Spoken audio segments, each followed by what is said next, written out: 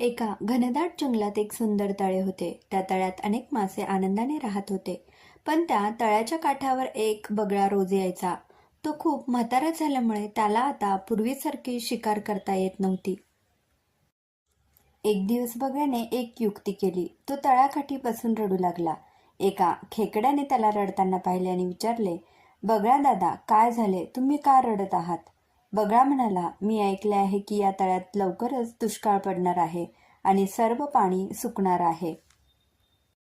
मग तुम्ही सगळे मासे आणि इतर जीव कसे जगणार? मला तुमची खूप काळजी वाटत आहे. बगळ्याचे बोलणे ऐकून तळ्यातल्या सर्व माशांना भीती वाटली. त्यांनी बगळ्याला विचारले, मग आता आम्ही काय करायचे?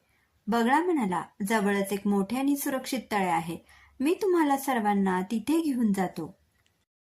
माशांनी त्याच्यावर विश्वास ठेवला. बगळा रोज एका माशाला आपल्या त्वचित पकडून दूर घेऊन जायचा आणि एका खडकावर बसून त्याला खाऊन टाकायचा. काही दिवसांनी एका हुशार खेकड्याची पाळी आली. बगळ्याच्या बोलण्यावर त्याचा पूर्ण विश्वास बसत नव्हता. त्याने बगळ्याला विचारले, बगळ्या दादा, आपण अजून किती दूर आहोत? बगळ्याने त्याला तो खडक आणि खाली पडलेले माशांचे काटे दाखवले. खेकड्याला लगेच समजले की बगळा त्याला फसवतो आहे. खेकड्याने लगेच आपल्या तीक्ष्ण नांग्यांनी बगळ्याची मान घट्ट पकडली आणि त्याला मारून टाकले.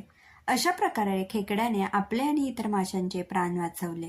तात्पर्य, कोणत्याही अनोळखी व्यक्तीवर लगेच विश्वास ठेवू नका. कोणतीही गोष्ट करण्याआधी विचार करा आणि आपली बुद्धी वापरा. धन्यवाद.